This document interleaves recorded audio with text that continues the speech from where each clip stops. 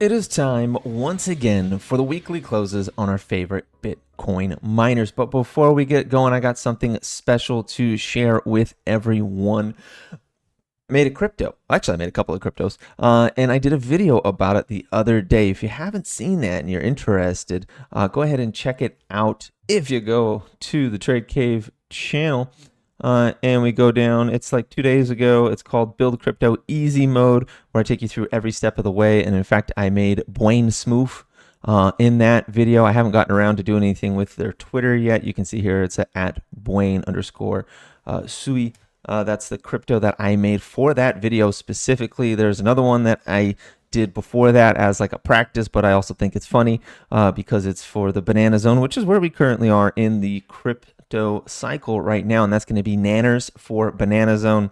And on here, if you want to follow that on X, it's nanner. It's at nanners_bananas, and every day or two or so, I'll be posting banana related memes for while we are in the banana zone.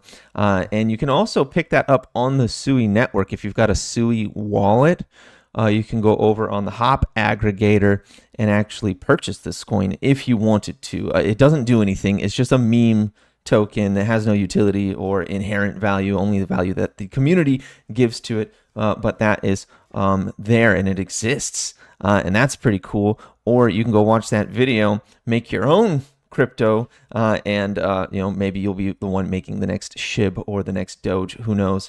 But Nanners is live if you want to go pick up some Nanners. And then there's also a friend of mine made this one after I was like, hey, you can just make a crypto. A friend of mine made Melon Cat, and that's also on the Sui wallet under the Hop aggregator.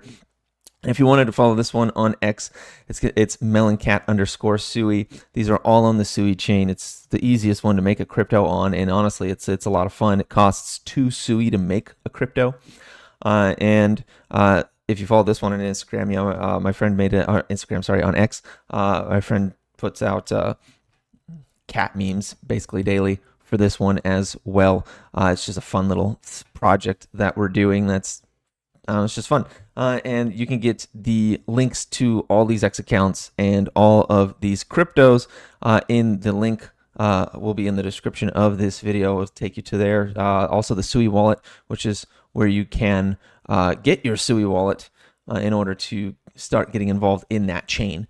So that's pretty cool. I thought that was fun. There wasn't anything like this last cycle. Last cycle was actually kind of hard to make crypto. Now it's actually really easy. It's just a couple of button clicks and a couple of bucks. And you're on your way to making a meme token of your own. And in fact, I've made 2 now. A friend of mine made 1. So in total, I'm kind of loosely involved in 3. 3 meme tokens here. Nanners, Bwayne, and Melon Cat. Or just Melon for that one. Anyways, let's get moving on to the Bitcoin miners. That's just to talk about a little side fun project that I've been doing lately, just because it's kind of fun and funny and just enjoyable. All right. So we're going to start with CleanSpark. So CleanSpark on the weekly. I don't hate this, actually. I don't hate this at all. So look where we close. Now, this is a disgusting doji. Don't get me wrong. That is a really gross doji on the weekly for CleanSpark. But we ended the week up plus 4.32%. Okay. We came down to the 21-week moving average at 1295 down there. We tapped it, and we came right back up above the 200-week moving average. That's actually really good. That's actually really, really good. Our momentum, it's still going the right way. Average force is going the right way here. You can see it's actually turned yellow this week, and these stochastic ribbons are also where we want to see them. The slow is out of oversold conditions and is staying out of oversold conditions. And while it isn't pointing straight up, it is pointing more up than down. Okay, that's good. The fast stochastic ribbon, that one is kind of curling over here. So we might see this. This is indicative of a flag. The way that it's curling here on the fast one, that is showing a flag, which is currently what we're doing. We're making a bit of a flag here. We're flagging sideways right now. And we are still working on 2 patterns here. We've got now a lot of drawings are about to pop up. Try not to have drawing overload here. An inverted head and shoulders. Whoops. We got that inverted head and shoulders right here.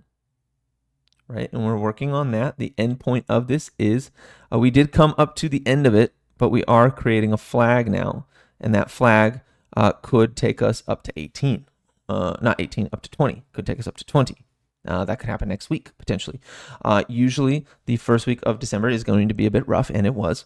And a lot of the analysts are expecting the back end of December, especially after the cuts are in, and we have cuts are in, unemployment doesn't get too rocky. We should see these things start to pick up in the last couple of weeks, the last 2 weeks of December, and that's what we're kind of hoping for. All right. And we are also right on this trend line. We break this trend line right here, this yellow one. Let me zoom in on here. We break this trend line right here on CleanSpark, and we are going to very quickly go back up to 18 and even beyond, back up to like into the 20s. And that, my friends, is going to have a significant impact on the warrants. You can see here the warrants, they are also kind of flagging up here in the wick, here in this wick, which is kind of good in terms of showing strength, not good if you want to pick them up. I really don't trust these things over $1.03. And the reason I don't trust these things over $1.03 is because warrants are like a wild bucking horse. It's going to be going all over the place. I bring up Cifr warrants quite a lot.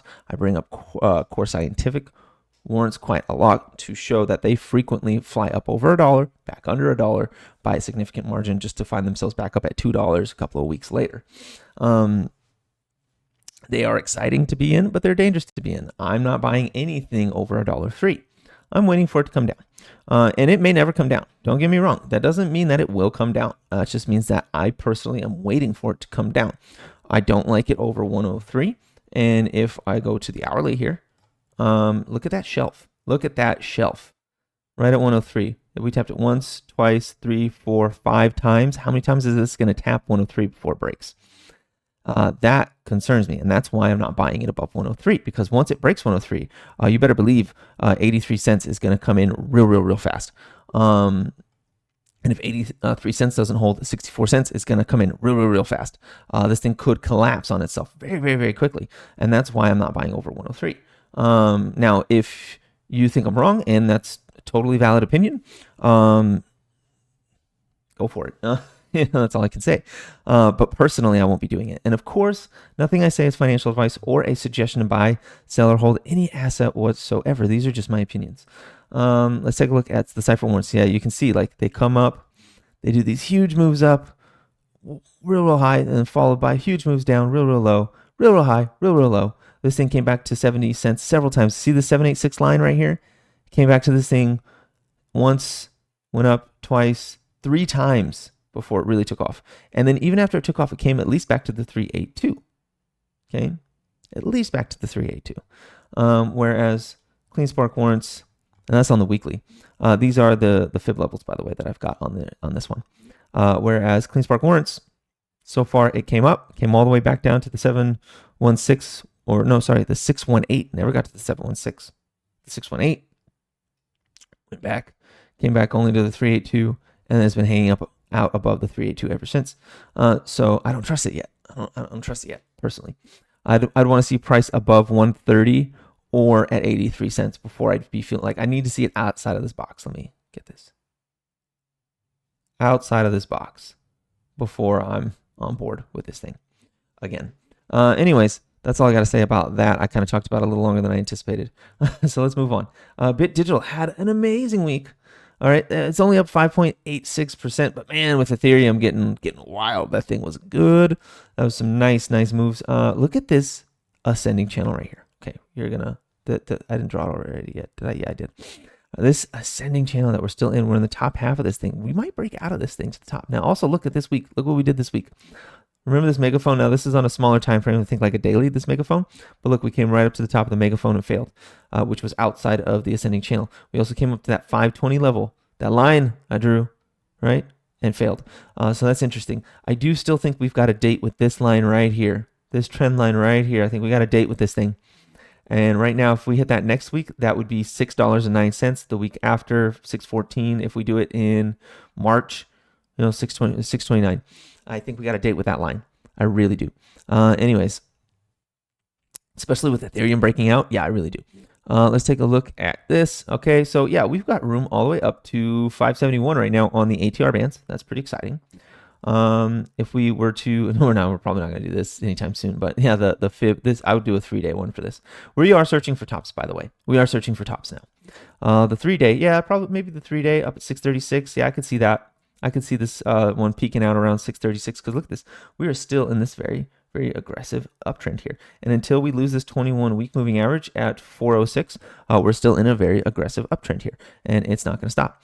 Now, when we come back up to this peak here that we met in November 2024, the first week of November, when we come back up to that 577, if we fail there, I would be calling a top on Bit Digital, okay? Keep that in mind. If we fail this candle here, which is, what did I say, 575-ish? Let me draw a line on that, if I haven't already. I haven't. Let me draw a line on this. If we fail here, that's a problem. That's a major problem if we fail there, okay? If we cannot take that out, we could come all the way back down to the bottom of this move, which is down in the 3s, okay? So keep an eye on that. Keep an eye on that. That would be a failure of this megaphone pattern on there. So we got to get above that. Anything else that I want to talk about on Bit Digital? Not really. Once we clear that, this trend line, and if we break this trend line, oh boy, if we break that trend line, this one right here, which I said was like a 608, 609, if we break that trend line, we've got room all the way up to like almost $10 on Bit Digital, which is insane. And if Ethereum decides to become a rocket and find itself in the high thousands, like almost at 10,000, yeah, I think we're going to see Bit Digital visiting that $10 mark. And that's going to be very, very exciting for all of us. Let's take a look at Bitfarms. So Bitfarms didn't quite make it where I needed it to. I wanted to see it above 230. It keeps failing at the 200-week moving average. Or yeah, the 200-week moving average keeps failing at that. And now it's got this nasty trend line above it as well, even if it gets above the 200-week moving average. So that's not great. So we've got the momentum is going the right way. The momentum is going the correct way for Bitfarms, but it is getting just absolutely trapped underneath this 200-week moving average. It has to conquer now $2.31. It has to do that. Okay, it just has to. Until it does that, it is going to be trapped. It is currently getting smashed between the 21-week and the 200-week, which isn't the worst place to be because when it does break out, it's going to be quite dramatic. But currently, it is absolutely being trapped underneath the 200-week moving average, and it is in a bit of a triangle here, and it needs to get out of that thing. So it's going to be lagging until it does. And when it does, honestly, I wouldn't be surprised to see it come up to like $4, into the mid 4s. After it breaks this trend line above. And we are also getting stuck to this descending channel right here. And it just needs to get out of there. And until it does, we're going to be seeing underperformance from Bitfarms. Now watch it on Monday, just absolutely rocket out of that thing. I'd actually be pretty excited to see that. I do want to see Bitfarms succeed here. But yeah, this is kind of why I was in other cards here for a little while. Okay. All right. They are also doing a cup and handle. That's pretty good right here. Got that cup on the weekly handle. And once we break this line right here, we could find ourselves very quickly driving up into the high 4s even, potentially. Because if I come down here on the, let me turn off some stuff. What the heck? Where is my, hold on. Reload. There we go. Where is it? All right, that's there. All right, let me draw this. That's a 2 hour. That's not what I want to see. 1 week. Okay.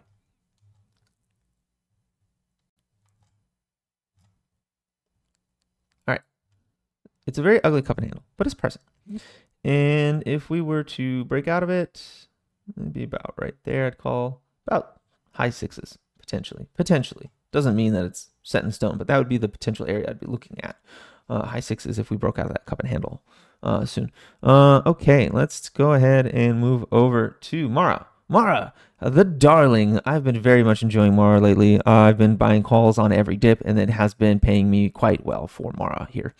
Every time we got a dip, I've been buying calls, and it is awesome. I've been having a very good time with this. So we got to the top of the ATR band. We defeated this 200-week moving average with force. That's what you want to see. When you break the 200-week moving average, you want to do it and leave it in the dust. And that's exactly what Mara did. And this is beautiful. As long as Mara is holding above this 5-week moving average, I'm very bullish on it. The average force is pointing the right way. You can see that there. The momentum, look at that. The slow momentum just opening its mouth like a whale, consuming all that krill, or plankton or whatever. just a big whale. It's like a humpback whale just opening its mouth to feed that slow moving stochastic. And we can see the fast is kind of curling over, which is where we're getting this flag. And once that goes back, pointing back up again, oh, you better believe we're coming right back to the top of this ATR band. We're going right possibly above it like we've done in the past, up into the mid to high 30s on Mara. And I've been loading calls with this thing. Every dip. And of course, nothing I say is financial advice or a suggestion to buy, sell, or hold any asset whatsoever. Just my opinions of these stocks and what I am doing with them as a result of my opinions. Let's take a look at Riot now. Riot also getting kind of interesting. So Riot is in a better place than Bitfarms because it is above the 200-week moving average. And Riot actually beat it with force, right? Like we said, we want to see it. Did it with force. Then it came back down, tested it, and now it's bouncing off of it again. It is doing dojis all the way up, which is a little bit concerning. But average force is still moving the right way. Stochastic ribbons still moving the right way. It's not as good as Mara, but it is pretty wide open and green for the slow, and for the fast, it is flattening out as if it is doing a bit of a flag. Now, this could end up being a nasty one, coming right back down to the 200-week moving average for Riot. We'll see. We'll see if they drop the ball, because these dojis indicate that there's no conviction in this move up. So if Riot drops the ball in anyway, we're coming right back down to the 200-week moving average, which is at 1064. So watch out for that on Riot. But we could see this thing move higher if the fast momentum starts pointing up again and we stop getting these dojis. We could see ourselves trading back up at these highs around like 18, maybe even $20 on Riot. So that is interesting. And we've also got the 21-week down there at 1038. So I don't see a lot of downside if we were to fall. It'd be like 1038, maybe slightly below that would be the lows I'd be expecting, and then it'd take off again. Iren. Can you believe the ride we've had on Iren? Okay, if you've been with us for a while, you know I was calling the top back here on Iren back in July.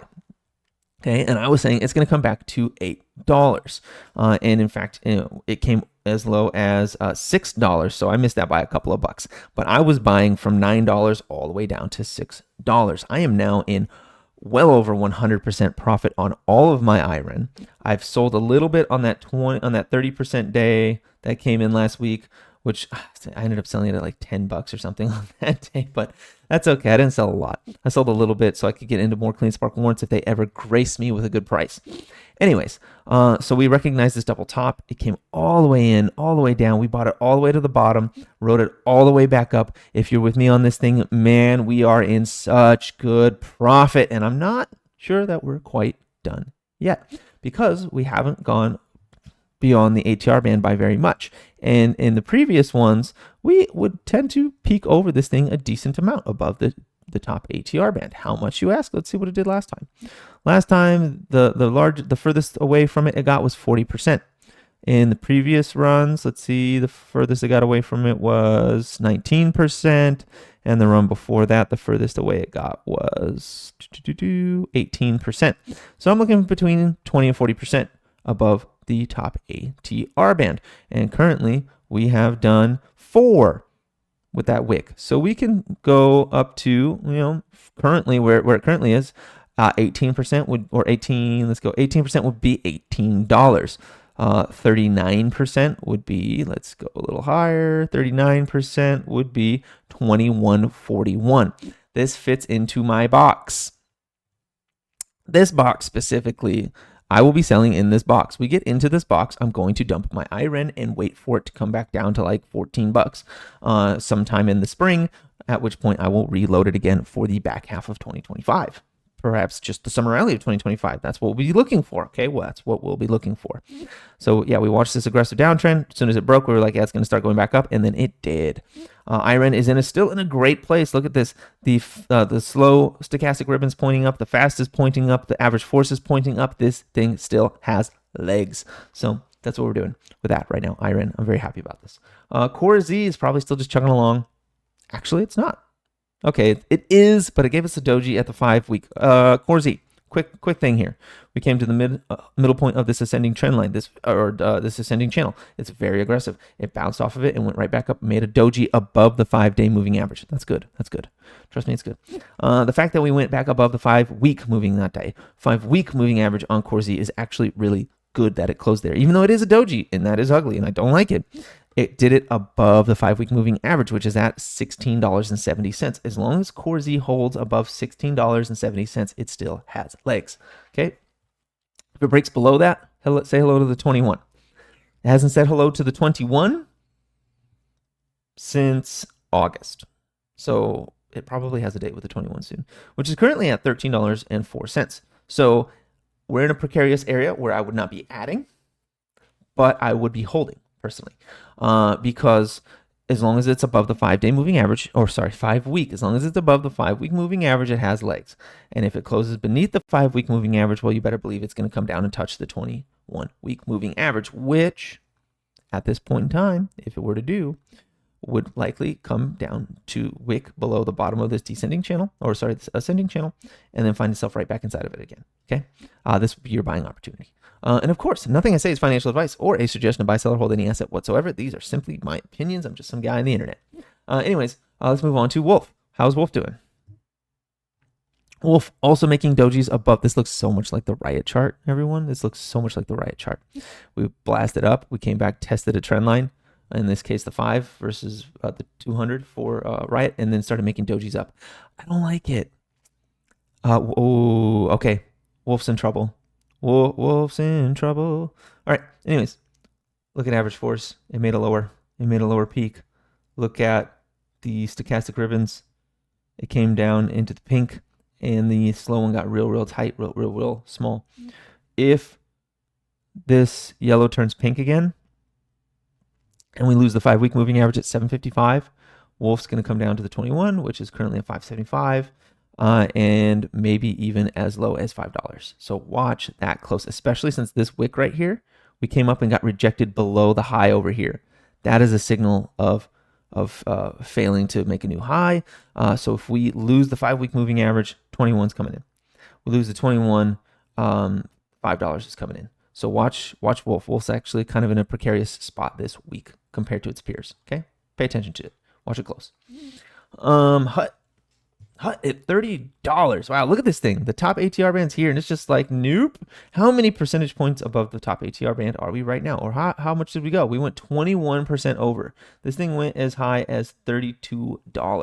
Look at that. Hut is unstoppable. Look at that thing. It's getting out of this ascending channel, and it's going to bounce off the top here. We might even see this thing come up into the 40s. That is crazy. It doesn't look like it's ready to stop either. Look, average force is still going up. The look at that slow one here. It's just got its mouth wide open. Big whale just scooping up all that liquidity. Now these things do end up to like, if this yellow one, so this looks here's where I'm going to bring in the bad part. If you look back here in July for the stochastic momentum, the stochastic ribbons, as soon as the fast one turned pink, even though the slow one was still wide open, as soon as the fast one turned pink, we failed and came all the way back down to baseline. In this situation, if this stochastic ribbon turns pink here, I'd be looking at this to come all the way back down to the 21, which is currently at just under $18. It'd be at $18 by the time it got there. I'd be looking at it to come back to 18, and then from there bounce again. Okay, so pay attention to that. That is probably $18 is likely going to be the lows in the spring, I would imagine, for Hut. Right now, Hut could be front running its peers. It is on a heater. It is absolutely taken off. It has made a new cycle high. So Hut might be done. Hut could potentially already be done with its move, front running all of its peers. So keep that in mind. That could be happening. That could be happening right now for Hut. And that does tend to happen with these things sometimes. You'll get one taken off and then the others lag, and they kind of do it, in groups, making new highs, making their highs. So Hut may have done that. This isn't a blow off top or anything, so I'm not calling a top on Hut, but I do think Hut is likely very close to the top for 2024, likely, just based on the way it's moving right now and based on the stochastic ribbons here, the momentum ribbons. I'd watch that very close. I'm not saying it's over, but as soon as this yellow one turns pink, I'm probably going to say it's over. Anyways, let's take a look at Cifr. Cifr is getting a little boring now, actually. This is looking very much like Riot and very much like Wulf now. But the difference is the average force for this one compared to Wulf is it is still going up. Okay, that's good. The stochastic ribbons, though, look at that. the slow one is, or the fast one is getting real close to turning pink. If that one turns pink, I would expect it to come back down to the 21, which in this case is all the way down at 526. So Cifr is struggling to get out of this ascending channel here. Okay, it may come back to the middle or even bottom of that channel in a heartbeat. So Cifr is in a precarious spot. That doesn't mean that it's going to. Okay, that doesn't mean it's going to. But it did fail to get back to this high here at 782 from early November. It is making dojis. The momentum does look like it might be trying to get a little weaker. We'll see. We'll see. I'm just waiting for this yellow one to turn pink. That turns pink, I'll say, yeah, that's likely to come back down to the bottom of this ascending channel. And that, in my opinion, would be a buying opportunity. Okay, that's Cifr. We're not looking at the warrants on that one right now. Hive. Did Hive do anything interesting? It has not come up to this line yet, so I am not interested in Hive. I don't care what it's doing. Also, it's fast.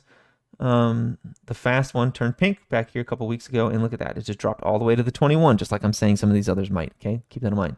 The fast one turned pink after a big move up, came all the way back to the 21 week. Okay, that's what I'm talking about. So Luna doing nothing. The lotto play is doing nothing. Look at it, it's just hanging out where in my accumulation area here. Wicks on bottom are nice, so someone keeps buying it up at $3. So I bet you that is a whale. I bet you it's a whale that keeps buying this thing up at $3 and driving it up, and they're just accumulating. And at some point, they're going to pull the trigger and set this thing on fire. I bet you. I'm holding on to just 120 of these things or something. It's a very, very, very small position for me. I just saw that. I think that this one is easily manipulated, and I think at some point during the cycle, someone will. That's all. That's all. And I'm willing to gamble $350 on that theory. That's all with Slnh. That's it. I don't think that it's like a good company or anything. I don't think like it's worth like billions of dollars or anything. I simply think that this is a really small micro cap Bitcoin related company that someone is accumulating pretty heavily at $3, and at some point they're going to flip a switch and send it to the moon and for a very short period of time. That's all. That's all I think. That's it. Anyways, that is all I've got for you today. Please like, comment, subscribe, share this video. Check out the video about making your own crypto if you're interested. Go ahead. Also follow Nanners on X. That's going to be Nanners_bananas on X. We've also got Meloncat_Sui on X. We've got Boyne Smoof, which is Boyne_Sui on X. Those are the cryptos projects that I've got I've got some involvement in some meme tokens. Remember, those are meme tokens. They've got no utility. They don't do anything. They're just for fun. You can pick those up on the Hop aggregator using your Sui wallet if you wanted to be involved in these, or go out and make your own. But that's all I've got for you today, and have a profitable day.